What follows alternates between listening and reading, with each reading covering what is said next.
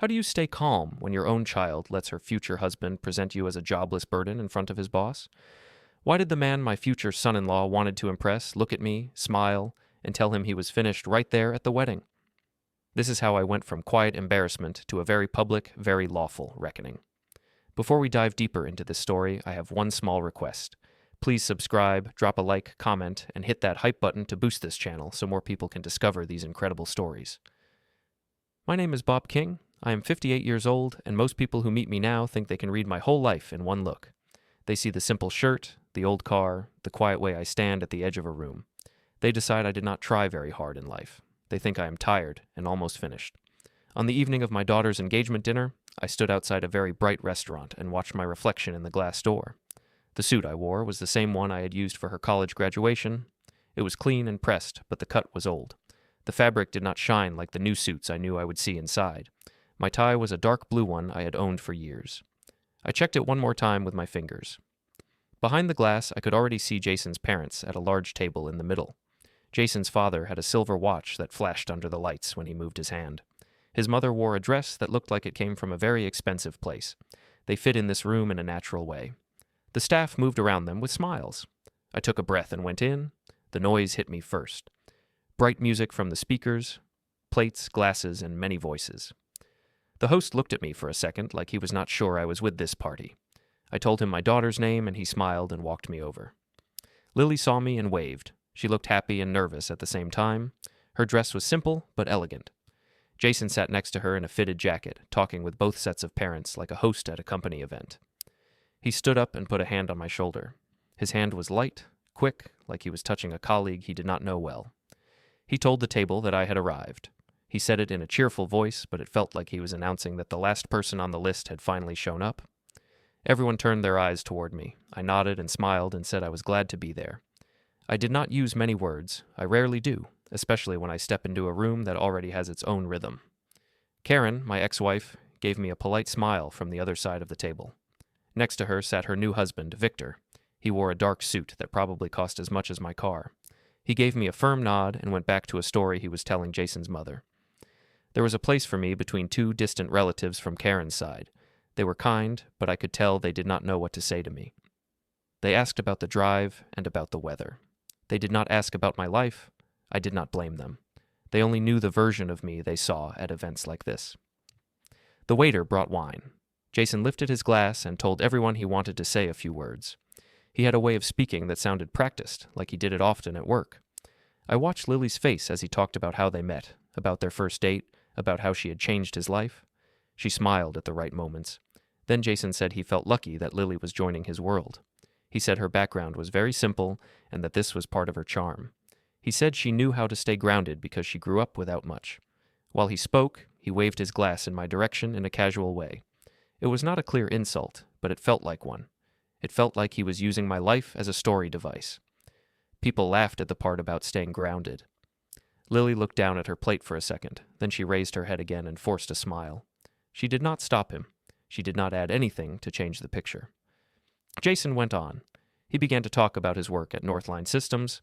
He told them about a big project he was leading. He described the company as if it was his world alone. He said he had important people coming to the wedding. He talked about his boss like he was royalty. The whole table listened with interest. Someone asked Jason about my work. I heard my name. For a second, the room felt quiet to me, even though the music kept playing. Jason answered before I could open my mouth. He said I was between things work-wise. He said I was enjoying a calm life and had stepped back. He used a light, joking tone. Some people smiled, some looked uncomfortable. No one asked me to explain. Lily touched his arm and said that I liked a simple life. She said it as if she was trying to help, but it only added to the picture that I was someone who could not handle more. Karen changed the subject to the menu. She asked about the chef. The moment moved on. I sat there with my glass and listened. I did not feel wild anger. I felt something cold slip into place inside me. Jason knew almost nothing about what I had done in my life. He had never asked. In his mind, the only story that mattered was the one where he was the main character. In that story, I was a background figure. The rest of the dinner followed the same pattern. Jason talked about office politics, promotions, and his plans for his own team. His father asked many questions and gave him advice. Jason's mother said she could see him becoming a director soon. Victor talked about real estate and markets. They shared numbers that would have impressed many people. No one asked about the years I spent in a warehouse office signing contracts by hand. No one asked about the nights I slept on a couch next to a ringing phone in case a truck driver needed help on the road. They did not know about the meeting, years ago, when a young man named Thomas came to ask for backing for a new software idea. They did not know that I still held shares that made me a quiet part of Northline's foundation. To this table, I was just Lily's quiet father in an old suit. A cousin of Lily's took short videos with her phone. She moved around the table, capturing smiles, raised glasses, and bits of Jason's speech. At one point, when Jason repeated the line about me being between things with work, the people near him laughed in a relaxed way. The cousin caught that moment and the sound of it. I saw her later at the bar, editing a small clip with filters. She added music and posted it to her story. I did not say anything. I only noticed the way the clip looped on her screen. My face was at the edge of the frame, just out of focus. When dessert came, the plates were filled with small pieces of art. The waiter placed one in front of me and smiled the same smile he gave everyone. I thanked him. I listened to Jason describe his boss again, how important his approval was, how having him at the wedding would be a sign that Jason was moving up. At some point, Lily leaned over and told me she hoped I understood that Jason was just joking. She said that he liked to play with words. She said he did not mean anything by the comments about my work. I told her I understood. In a way, I did. I understood that for them, this way of speaking was normal.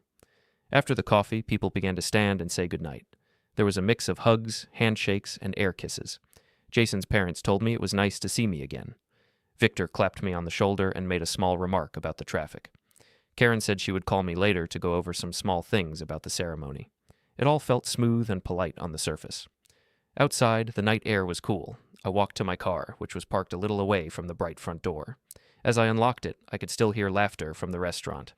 I sat behind the wheel for a moment and let my hands rest on the steering wheel. My suit felt tight around my shoulders. The drive home was quiet. The city lights slid by my windows. At a red light, my phone buzzed in the holder. A notification from social media showed Lily's cousin's story.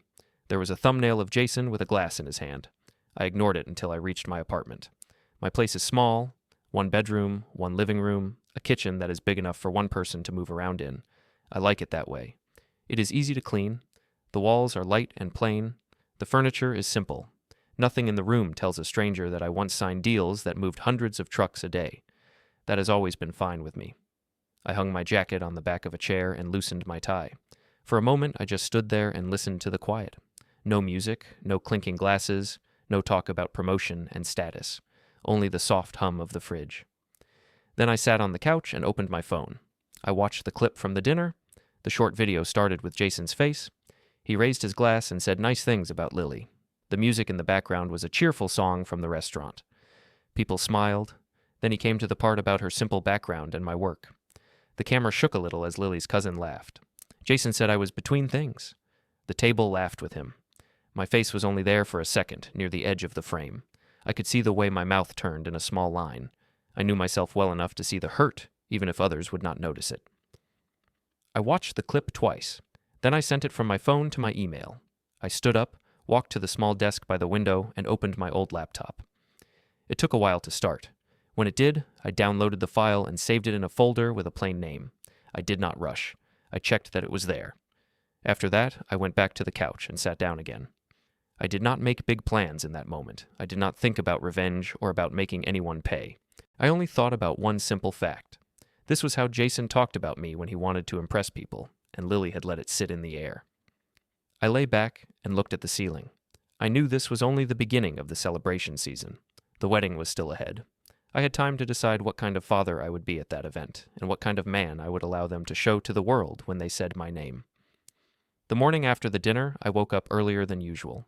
The light in my bedroom was still gray. For a few minutes I stayed in bed and listened to the quiet. My body felt heavy, but my mind was clear. The words from the night before were still there, word for word.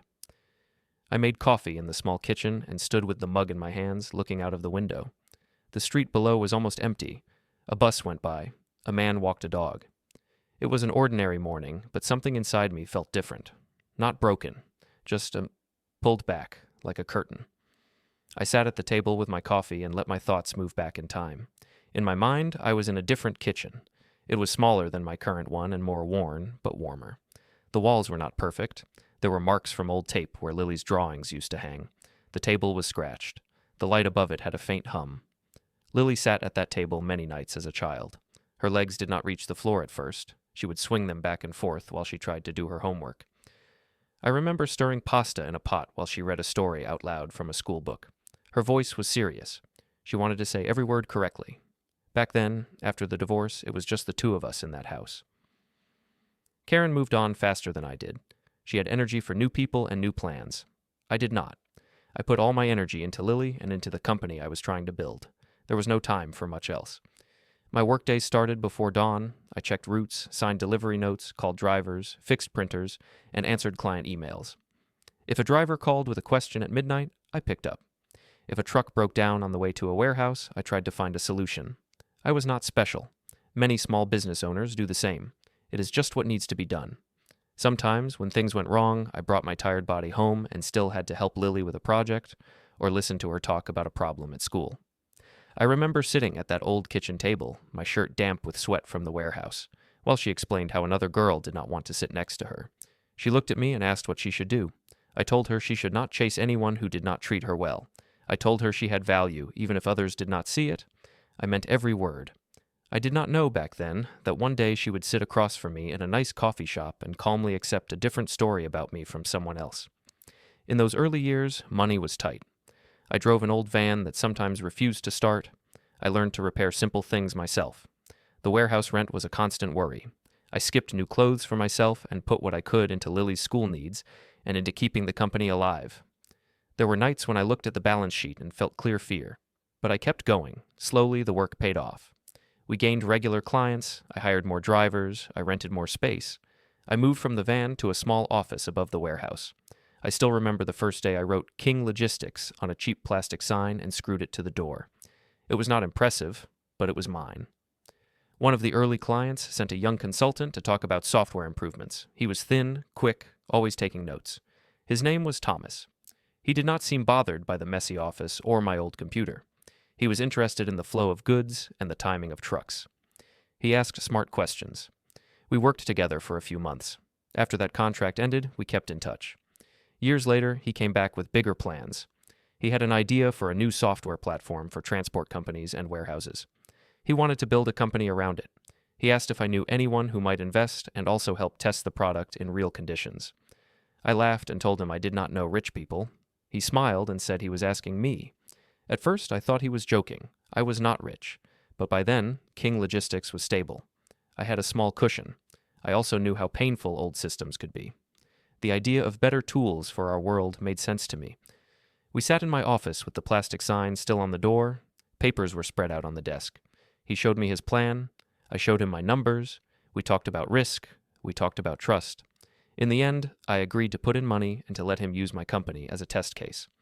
Those were quiet decisions. There was no big announcement. There was just a contract, a handshake, and a few long nights of thinking. From that work, Northline Systems was born. In the early days, I answered his calls when something broke in the middle of the night. I sent him honest feedback. He treated me as a partner, not as a side note. Years later, when my own company grew enough, an offer came from a larger group that wanted to buy it. I was tired. My knees hurt from climbing in and out of trucks. My back hurt from years of lifting things I should have let others carry. I also saw that Lily was almost done with college. I wanted to make sure she would not have to worry about paying rent while she tried to find her path. So I sold. The day I signed the sale papers, I felt both relief and loss. I watched the new owners put their own logo on the warehouse. I went home and sat in the kitchen for a long time, listening to the empty house. Part of the money from that sale went into a trust for Lily. I sat with a lawyer, and we talked through different options. I did not want to give her everything at once. I had seen what sudden money can do to young people. I decided there would be stages, some money for her education, some for her first home, and more later. We built in a simple idea. Support was there as long as our relationship stayed real and respectful. The lawyer asked me how to define respect. I did not want to make a long list. I just said that if she ever completely pushed me out of her life in public and made me into something less than a father, then the trust should be changed. We wrote a careful sentence about this. I hoped we would never need it. Another part of the money went into more shares in Northline and related companies. By then, Thomas's company had grown fast. I did not need to be visible. I was happy to be a silent partner. I liked reading the board summaries and seeing how new tools changed the market. I did not show these papers to many people, not even to Lily. To me, it was enough to know that my long years in the warehouse had grown into something bigger. I thought back to the day Lily first brought Jason to the old family house for dinner. The house itself was tired by then, but it was still ours. Lily was excited. She wanted everything to look good. She cleaned, put out candles, and arranged the plates 3 times before she was happy. Jason arrived in a pressed shirt and slim tie, even though it was just a family meal.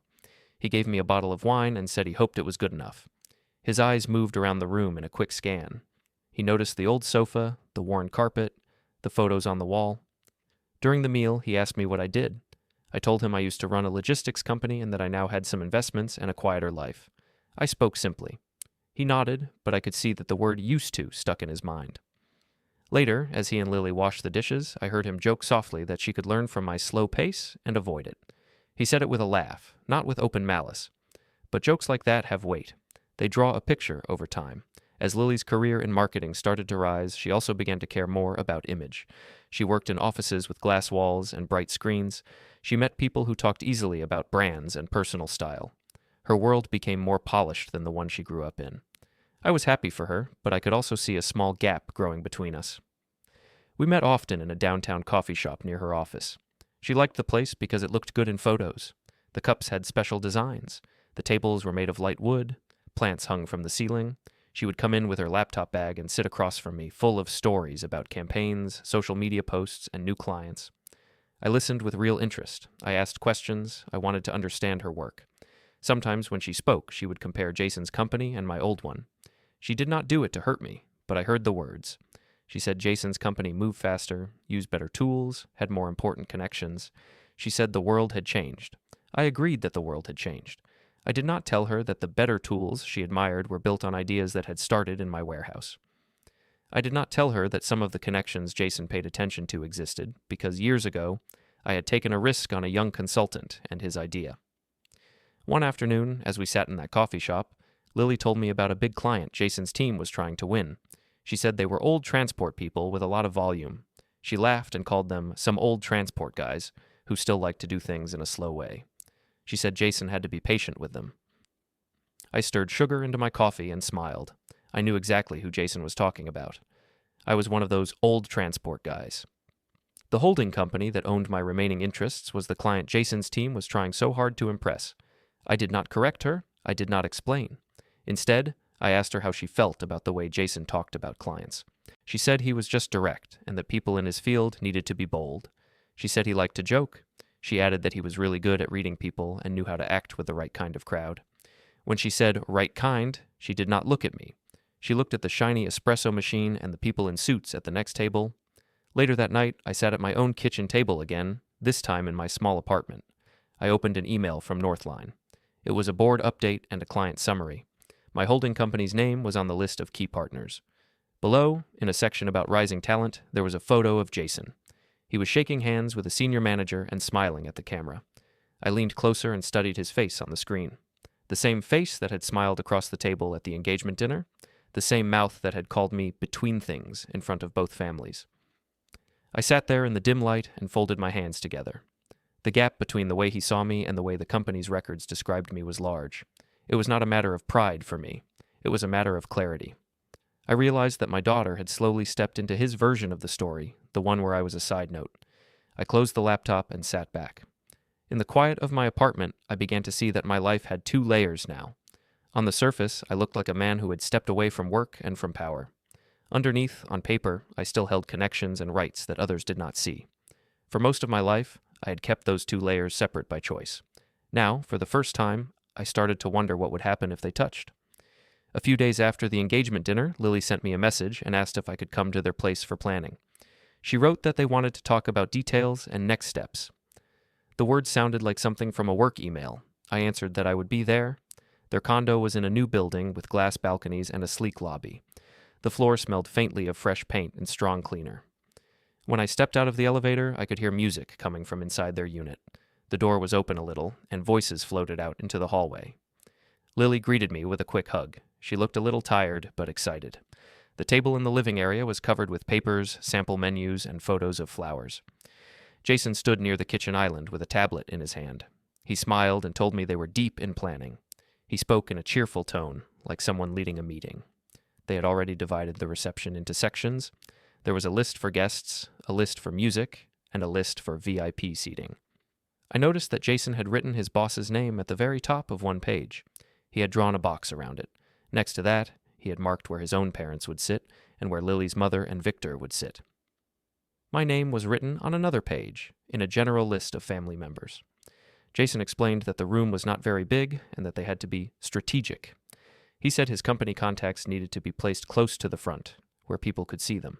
He said it was important for his image at work. He did not say this in a cruel way. He spoke like it was obvious. At one point, Lily brought up the budget. She said they had some savings and that Jason's parents had promised a certain amount.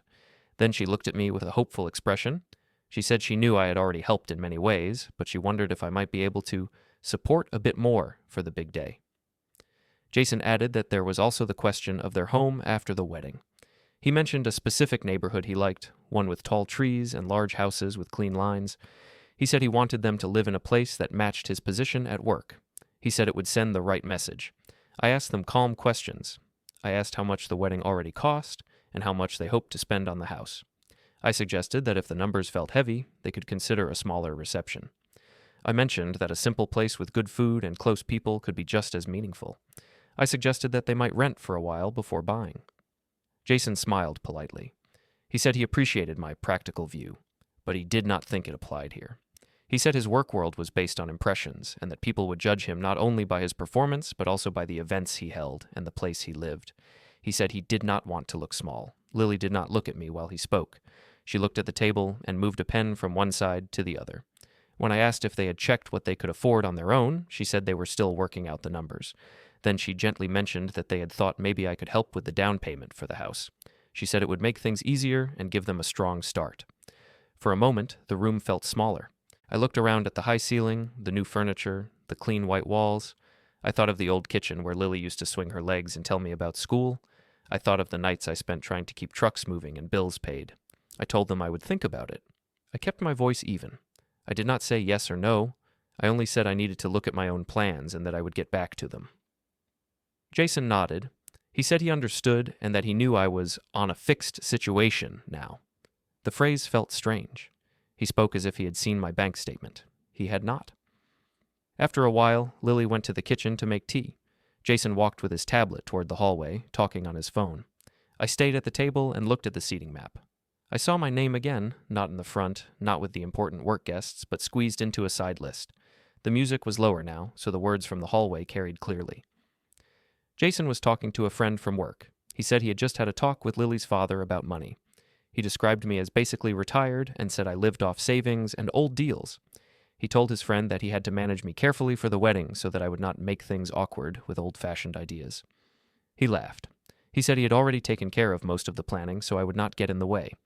He also said something about making sure I did not talk too much about my past during the reception, especially in front of his boss. He claimed it could make things confusing. I sat at the table and stared at the seating chart while I listened. I did not get up. I did not clear my throat or let him know I could hear. A part of me felt cold, but not weak. It was the same feeling I used to have when a client tried to break a contract and I knew the terms were on my side. Lily came back with tea and asked if everything was okay. I told her I needed to leave soon, that I had some things to do at home. I gave her a small smile and touched her arm. She seemed relieved that there was no open conflict. She said she was glad we were working together on this. Her eyes looked tired for a second, then she brightened again and started talking about flower colors.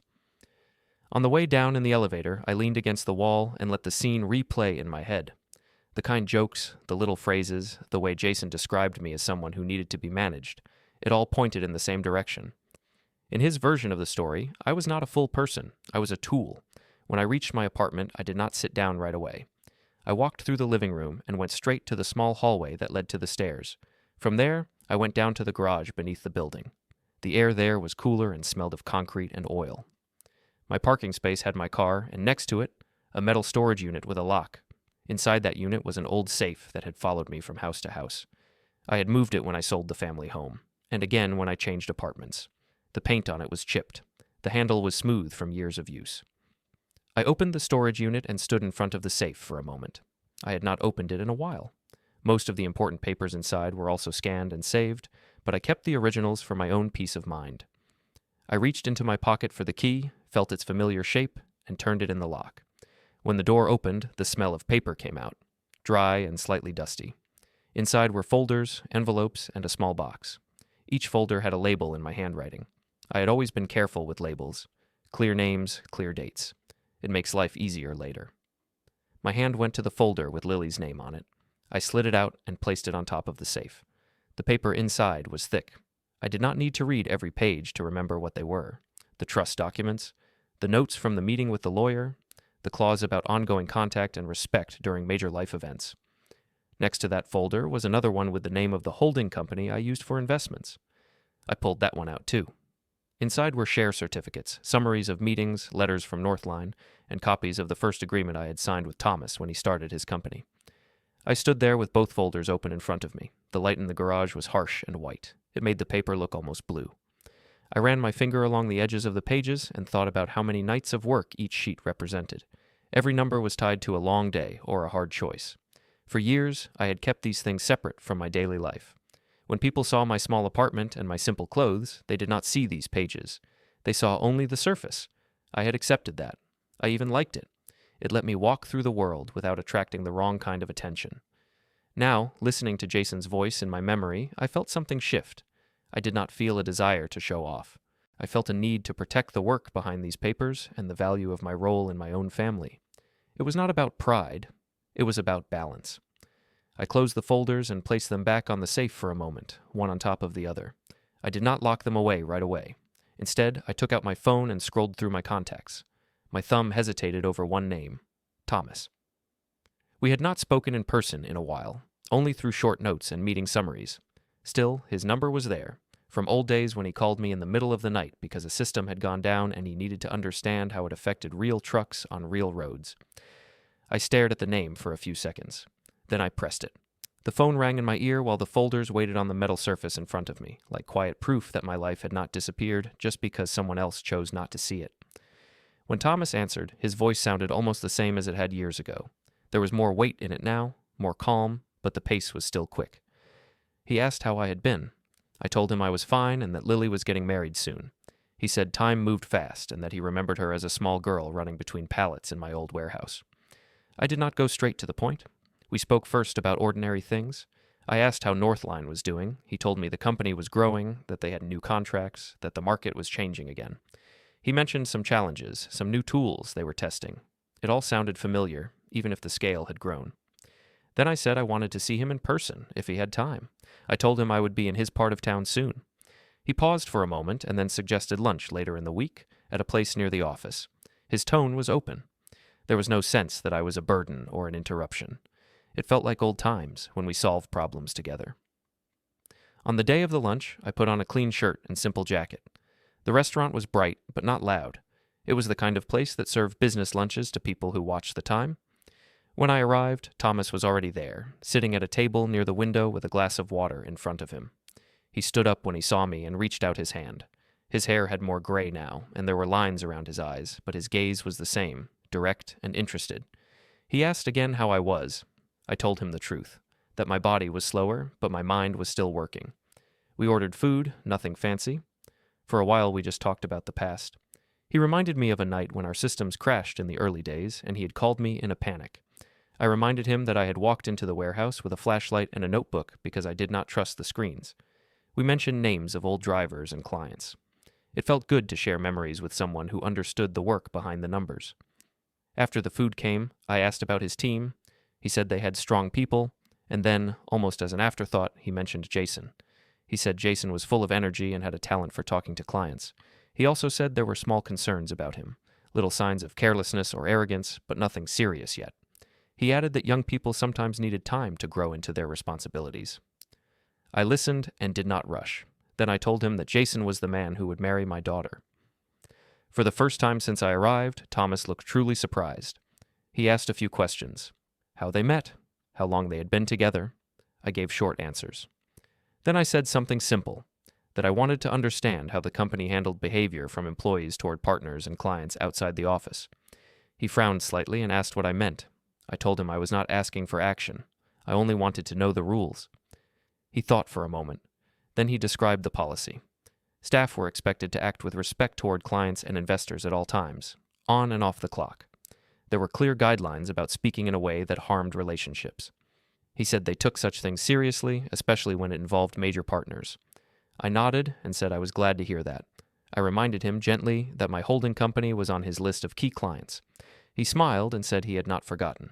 He said my early support had helped them survive their first years. He added that I still had an important place in their reports, even if I kept a low profile. I hesitated for a second, then told him I had been treated like a tired old man with no work and no real place in life by someone in his team. I did not name Jason at first.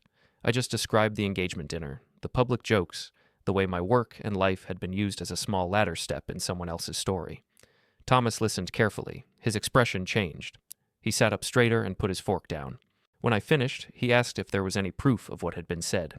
I told him there was a short video from the dinner. I also said there had been other comments, not recorded, but clear in my memory. He closed his eyes for a second and then opened them again. He said he did not want to rush into judgment based on one story, but he agreed that the pattern I described was serious. He suggested that I document everything, not to feed anger, but to make sure that if he needed to act, he would not act on hearsay. I told him I had already saved the video and that I could put my memories in writing. I did not push him. I did not ask him to punish anyone. I simply told him I wanted him to know who he was bringing to my daughter's wedding and what kind of person he was trusting with the company's name. Before we parted, he asked quietly if I was planning anything. I said I believed in systems, in written agreements, and in clear cause and effect. I told him I would not shout in public or create a scene. He nodded slowly and said he understood. He told me to send anything I had to his private work address, not to the general one, and that he would look at it carefully. A day after that lunch, Lily and Jason invited me again to the condo.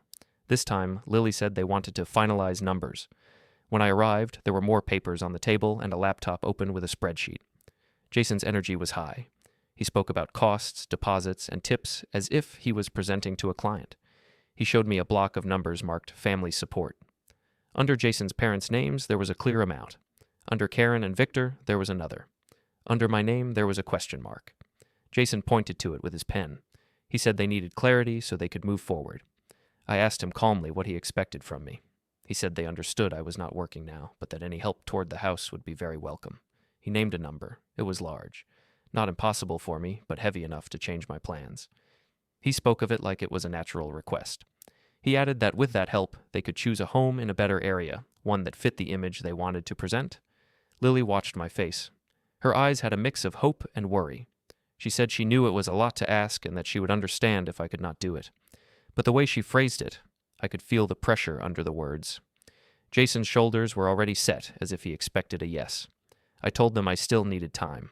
I reminded them that I had already helped with some wedding costs and that I had my own future to think about, even if it looked simple from the outside. Jason said he understood and that he did not want to push, but his voice had that tone people use when they do not plan to change their minds. After that meeting, I made another appointment, this time with Patricia, the lawyer who had helped me set up the trust years ago. Her office was on a calm street with tall trees. Inside, the waiting area was quiet and smelled faintly of paper and coffee. When she came out to greet me, she gave me a firm handshake and a warm look. In her office, I placed the folder with Lily's name on her desk. She opened it with care, scanning the old pages. She asked how Lily was doing. I said she was successful and busy and planning a large wedding that did not look like anything from her childhood. Patricia gave a small smile. Then I told her about the engagement dinner, the jokes, the way I was being pushed into the edges of my own daughter's big day. I also told her about Jason's request for the house money and about how Lily had not stood up for me when I was turned into a story detail for his benefit. Patricia listened without interrupting. When I finished, she turned to the part of the trust that spoke about our relationship. She read the words slowly, line by line. She reminded me what they meant. The trust was built not as a prize or a game, but as support tied to a living bond between a parent and a child. If that bond was publicly denied or turned into something less than basic respect, I had the right to change how and when the support would be used. She asked me if I wanted to act right away. I said no. I told her I wanted to move with a clear head, not from hurt alone. I asked her instead to help me gather things, dates, descriptions of events, and any records I had. I wanted everything to be in order in case I needed to make changes later. She agreed. She took notes as I spoke. I told her about the video and the comments I had heard at the condo. I tried to be objective, to give her the words exactly as they had been said. She said it was good that I was writing this down now, while it was fresh, and that I should send her copies of any files. When I left her office, I felt a strange mix of sadness and calm. It hurt to talk about my daughter in this way, but it also felt right to put things into a clear frame. For most of my life, I had lived by written terms, delivery notes, signed contracts. Feelings mattered, but so did paper. That evening, in my apartment, I opened my laptop again. I wrote a simple document with the dates of the engagement dinner and the planning meeting at the condo. I wrote down the exact phrases I could remember, like between things work-wise and manage him so he does not make things awkward. I attached the video clip and sent everything to Patricia, as we had discussed. Then I opened my email and started a new message to Thomas. I did not pour everything into it. I kept it clear and short. I told him I was sending a small packet of context about something we had discussed at lunch. I said I trusted him to handle it according to the company's values. I attached the same file I had sent to the lawyer, minus the trust details, and pressed send. Later that night, my phone buzzed with a group message from Lily. She shared the final wedding timeline and the guest list. I sat on the couch and scrolled through the names. There, among relatives and friends and coworkers, was Thomas's name. Next to it, in a small note, Lily had written that he was Jason's important boss and that everyone should make a good impression. I looked at that line for a long time. Then I went to the kitchen, took a paper calendar from the wall, and circled the date of the wedding in red. The weeks before the wedding moved fast and slow at the same time. On the surface, everything around me was busy. There were messages about clothes, flowers, music, and speeches. Underneath, my days felt very quiet and measured. One morning, I took the folder with Lily's name and the one with my investments and put them in a simple black bag. I dressed in a shirt and dark trousers and went to the bank. The building was tall, with a glass front and cold air inside. The floor shone. People moved with purpose, holding papers and phones. At the reception desk, I gave my name and said I had an appointment with Helen. The woman behind the desk smiled and told me to take a seat. The chairs were low and soft. A screen on the wall showed the bank's promises in slow letters. Words like trust and future and security appeared and faded. After a short wait, Helen came out to meet me. She was in her 40s with neat hair and calm eyes. We had met before when I first set up Lily's trust. She shook my hand and asked how I was. I said I was well and that Lily was getting married soon. She smiled and said she remembered the girl from the photo I had once shown her, sitting on a forklift at the warehouse. We went into her office. It was bright and tidy, with a big window that looked over the city. There were 2 chairs in front of her desk and one behind it. On a shelf, there were a few framed pictures of her own family and some small plants. I took the folders out of the bag and placed them on the desk. She opened the one with Lily's name and quickly refreshed her memory. Then she asked me what I wanted to do. I told her I did not want to destroy anything. I did not want to punish my daughter. I only wanted the trust to match reality. I said that when I created it, I believed our bond would stay simple and strong. Now, things were different. I felt like a figure people moved around on a map, not a father. Helen listened without rushing me. She did not ask many questions about feelings. She focused on the structure. She reminded me that the trust had always allowed changes if the main conditions broke. One of those conditions was that our relationship remained based on respect in important public moments. I said that in front of both families, and in front of friends, I had been turned into a small joke, and that my daughter had chosen silence. I said that I did not expect her to fight with her future husband at the table, but that the pattern had continued. I spoke about the planning at the condo, about the way I was treated as someone who had to be managed. Helen nodded. She pulled a notepad toward her and wrote a few lines. Then she took out a fresh form and began to prepare new instructions. She asked me what I wanted the trust to do now. I answered in practical terms. I said I wanted money for a house to be held back unless a few clear things happened over time. Not perfect behavior, just basic care, real contact, not only when money was needed. I said I did not want funds to reward a life built on pretending I was not part of it. She worded things in her own careful way. I watched her pen move across the page. Her language was neutral and precise. It did not talk about hurt. It talked about conditions, dates, and actions. When she finished, she turned the papers toward me. I did not read every word. I trusted her. I scanned for the main points.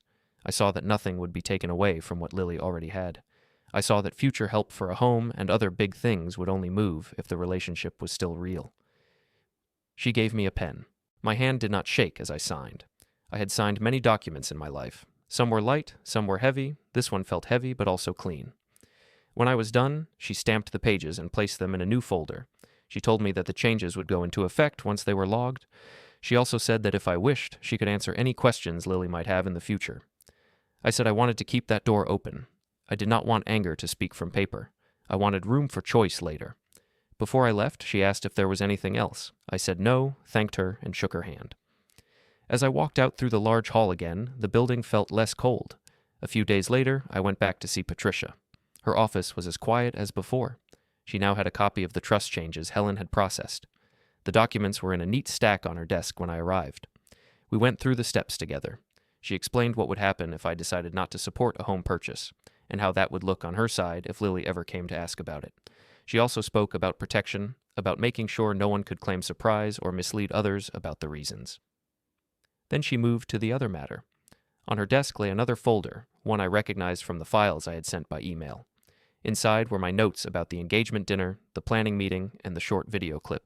She had printed everything out and arranged it by date. She told me she had read my descriptions carefully. She said I had been very clear and fair. She said there was no exaggeration in my words, only plain facts. That pleased me more than any compliment on style could have. She asked me if I wanted this packet to stay only between us, or if I wanted it to reach Northline in an official way. I said I had already sent a small version to Thomas. She nodded and said that if the company decided to act, it was their field and their rules. Our part was to keep the facts in order in case anyone tried to twist them. We talked for a short time about the wedding itself. She asked if I planned to speak. I said I did not know yet. I told her I did not want to stand at a microphone and talk about love if my words would be used as decoration and nothing more. She said she understood. Before I left, she said something that stayed with me. She said that many people thought paper and signatures were cold, but that sometimes they were simply a way to make truth visible when talk failed. I agreed. The next big event was the rehearsal at the church. It was early evening when I arrived. The light outside was soft. The church itself was old, with stone steps and heavy wooden doors. Inside, the air smelled of wood and a faint mix of flowers and dust. People were gathering near the front. Lily stood with Jason, the bridesmaids, and the groomsmen. The pastor explained where everyone would walk and stand. He spoke with a gentle voice that carried well in the space. I was told where to sit during the ceremony. Jason's father was to walk Lily down the aisle. On paper, it made sense. He fit the picture they wanted. He was tall, in good shape, in a new suit, and he had become part of Lily's life in a different way. Still, when I heard the instruction, a small ache moved through my chest. I did not argue. I followed the plan. I went where they asked me to go and sat on the pew that was set aside for me. From there, I watched Lily take slow steps down the aisle with another man at her side, even if this was only practice. She looked bright and serious. Jason waited at the front with his hands clasped. After they ran through the order a few times, people relaxed. There was soft talk and some laughter. Someone suggested taking a few pictures. I stayed near my seat. I did not feel like standing in front of a camera for test photos. Lily came over to me after a while. She sat down next to me on the pew and took a breath. She said she hoped I understood about the walking arrangement. She said she did not want to hurt me. She also said there were many moving parts and that this seemed like the easiest way. I looked at her and told her I understood the choice. I said the fact was simple. She had decided what would look right for the day. My place in that picture was what it was. I did not add more. I did not tell her that this was exactly what the trust clause had been written for. Then she said something else. She asked me in a low voice if I could please not talk too much at the reception about my old company or about money. She said Jason was a little worried that I might say things that did not fit the tone. She said his boss and colleagues would be there and that he wanted everything to feel current. I held the back of the pew with one hand and felt the wood under my fingers. I told her I had no plan to talk about my work unless someone asked me directly. I said I was not going to walk around with a stack of old stories. She seemed relieved. She touched my arm and thanked me for understanding. Then she hurried back to the group by the altar. After the rehearsal, I went home. The sky was already dark. In my apartment, I took off my shoes and sat at the small desk by the window. On the surface, my life that night was simple. One man in an old chair, a lamp, a few papers. Underneath, many things were already set in motion. I opened my email and saw a short reply from Thomas. He wrote that he had received my packet and that he had read it. He said he needed to look into some points and check policy details. He ended the message by thanking me for my trust and for my patience. There were no promises, but I knew how seriously he took the company's standards. I also saw a note from Helen confirming that the trust changes were in place. It was a short, formal message. It said the instructions had been recorded and that the file had been updated. That was all. It was enough. On the night before the wedding, I laid out my suit on the back of the chair. I checked that it was clean and pressed. I polished my shoes in the kitchen with an old cloth and a small tin of cream. The motions were slow and familiar.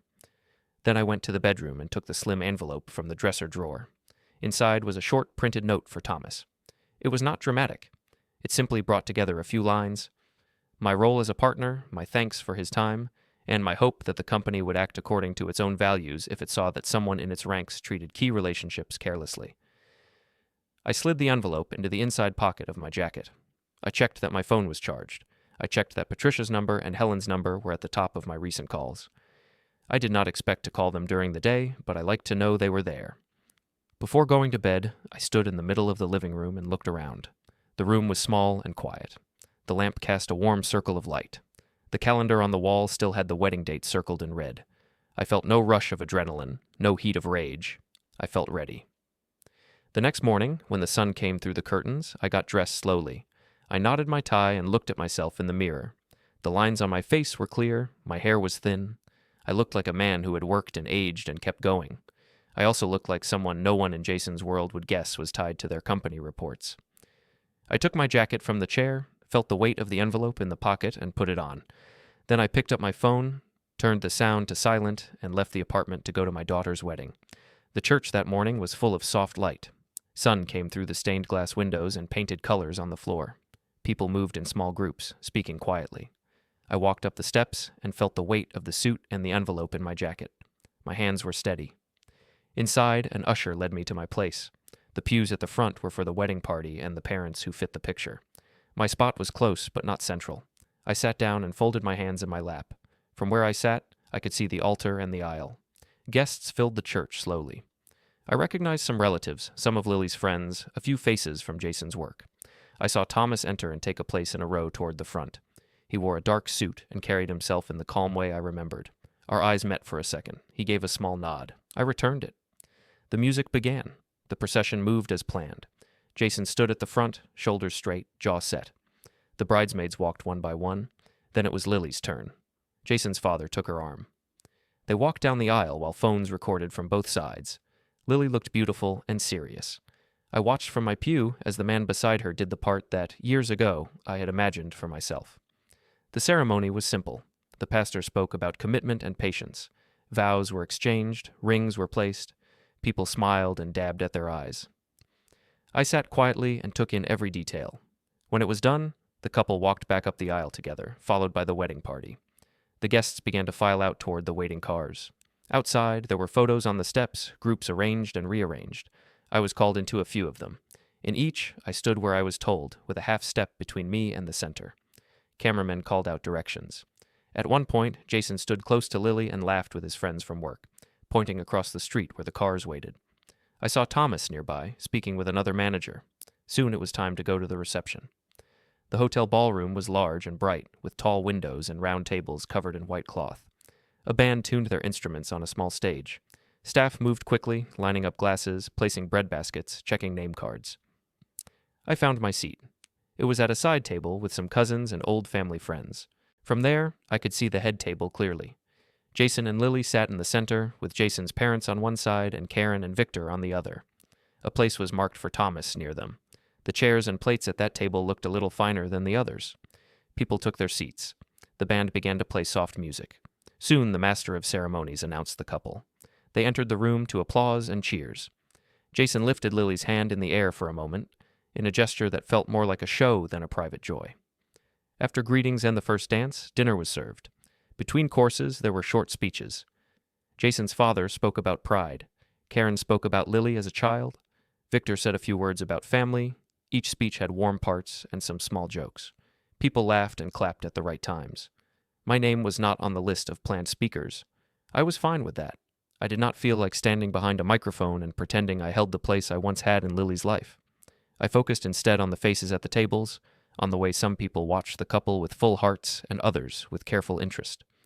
Eventually, Jason stood with a glass in his hand and said he wanted to thank his colleagues for coming. He mentioned a few names from his office, adding small comments about each. Then he turned toward the table where Thomas sat. He spoke about how much it meant that his boss was there, how important this day was for his career as well as his personal life. He said this in a light tone, but the meaning was clear. Then he said he wanted to introduce his new family properly. He put an arm around Lily and pointed out her mother and Victor. He praised them for their support and for helping with many details. People turned and smiled at that table.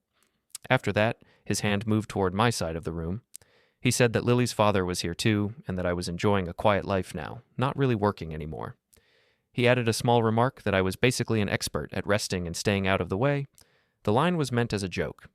A few guests laughed politely. Some glanced at me with quick, uncertain looks. I felt the room shift just a little. I saw Lily's face. She looked down at her plate, then up again, but she did not speak. Jason seemed pleased with the reaction. He turned back toward Thomas as if to continue. Before he could, Thomas rose from his chair. He did not raise his voice, but the sound carried clearly. He said that he wanted to say something about the man Jason had just described. The room grew quiet. The band stopped mid-note. Thomas explained in steady words that Bob King was not simply a man in a quiet phase of life. He said he was speaking now not only as a guest, but as a senior leader at Northline. He told the room that years ago, when their company was nothing but an idea and some lines of code, I had put in money, time, and trust. He said that my early support had helped them survive and grow.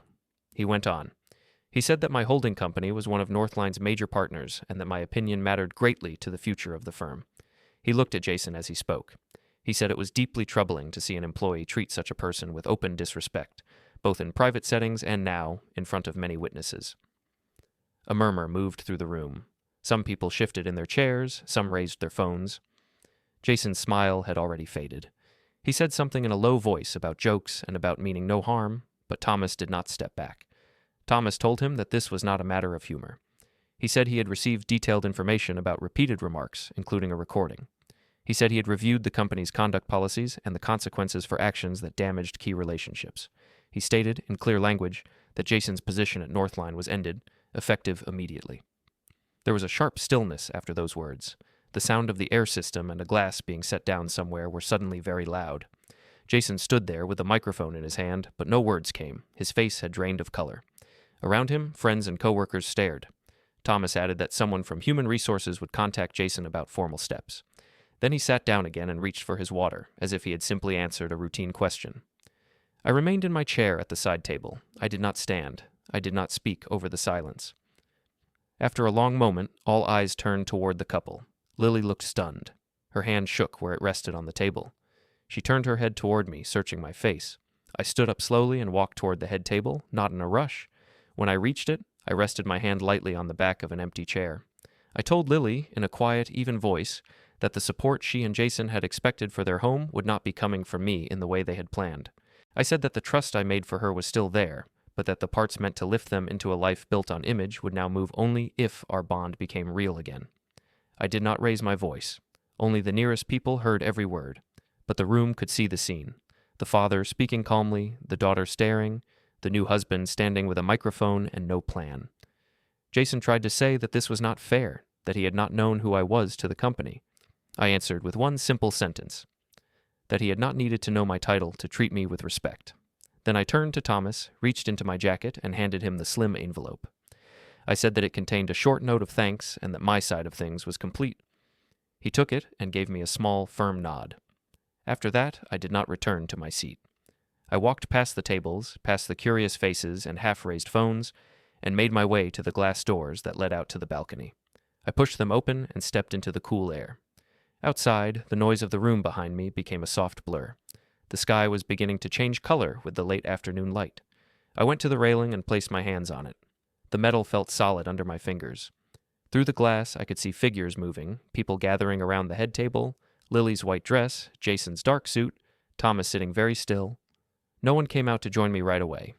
For a long moment, it was just the music behind the closed doors, the muffled buzz of many voices, and the steady beat of my own calm breathing in the open air.